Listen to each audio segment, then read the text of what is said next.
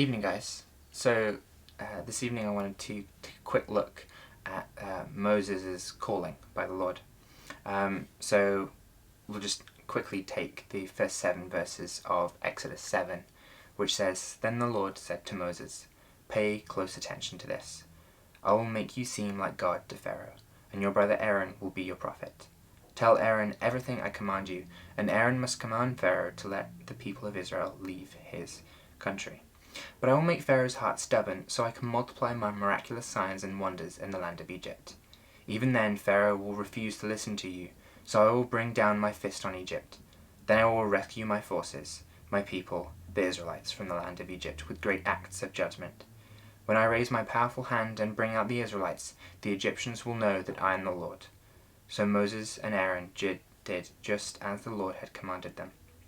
Moses was 80 years old and Aaron was 83 when they made their demands to Pharaoh." Now, quick note here. Moses is 80 years old when he's called to do this.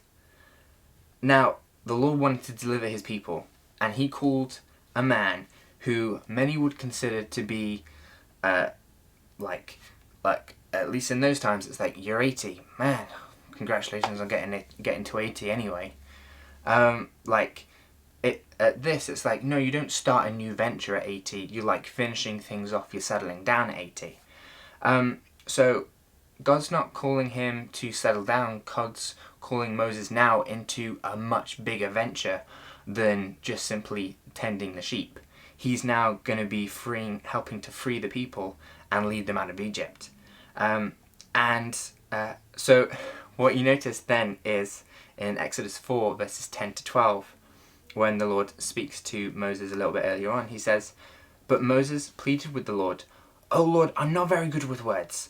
I never have been, and I'm not now. Even though you've spoken to me, I get tongue-tied and my words get tangled.' Then the Lord asked Moses, 'What makes a person's mouth, or who makes a person's mouth? Who decides whether people speak or do not speak, hear or do not hear, see or do not see? Is it not I, the Lord? Now go, I will be with you as you speak, and I will instruct you in what to say.'" And so God is calling Moses, who is, he's 80 years old. Like, many people would be like, yeah, kind of start settling down at this point. But then, not just that, he's calling a guy who isn't great with words, who, in Moses' words, he gets tongue-tied and his words get tangled.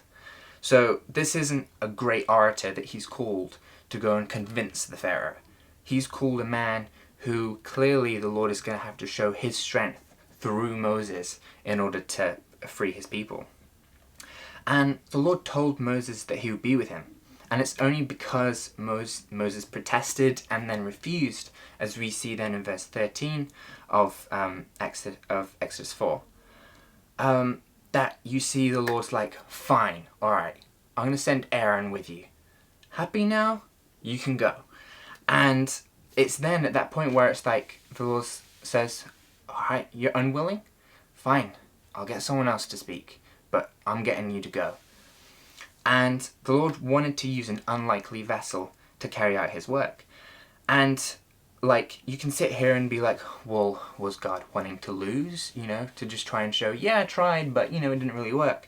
No, he wanted to show his might and his power through using an unlikely vessel that people would then just say, how on earth did Moses get the people freed? Like, Moses can't even speak properly, and somehow the Pharaoh is letting the people go after Moses has gone and spoken to him. And God's intention was to show his mighty power through Moses. And Paul shows us this when he's talking about facing his thorn in the flesh. In 2 Corinthians 12 verses 8 to 10, it says, "3 different times I begged the Lord to take it away. Each time he said, 'My grace is all you need. My power works best in weakness.' So now I am glad to boast about my weaknesses, so that the power of Christ can work through me. That's why I take pleasure in my weaknesses, and in the insults, hardships, persecutions, and troubles that I suffer for Christ. For when I am weak, then I am strong." And the Lord wants to use us as vessels to work out his will. And any of you guys who are familiar with Jackie Chan will know this. But Jackie Chan is famous for if he gets in a fight scene, he will use any object around him in order to fight his battle. And it's not the weapon that is skill, that's not the reason why he's able to win the fights that he's in. It's Jackie Chan's skill that he's able to use whatever is around him to achieve his objective.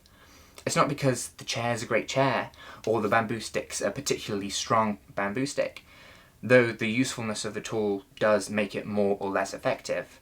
The victory is actually determined by the skill of the one who wields the tool, not the tool itself. And similarly, when the Lord uses us, he's going to win regardless of the skill of the vessel that he uses. But an effective one is one that is submitted to him, one that is actually usable. And the Lord's going to call those who are weak so that they will rely on him for strength rather than on their own strength.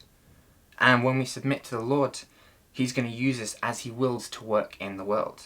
And we can be like Moses when asked to speak and refuse to submit and say, "No, no, Lord, send anyone else." And in such, then denying his ability to show his strength in our weaknesses. And in such cases, the Lord's sometimes just going to be like, fine, don't. I'm trying to give you the blessing of me working through you, but if you don't want that, then I'll just pick someone else. And we have that side of the coin, or we can choose to submit to him, knowing that the Lord's going to work his will regardless of the obstacles that are in the way. Regardless of how skilled we might be at something, when he's calling us to do something, he's going to make sure we're able to do it. And in such cases, we then have the blessing of being a vessel of the Lord, for him to be able to speak to us and then through us. Because the Lord doesn't always call the equipped, but he's always going to equip the called. So I want to encourage you guys tonight to submit to the Lord, and he's going to use you. And he's going to use you however he wills. God bless you guys.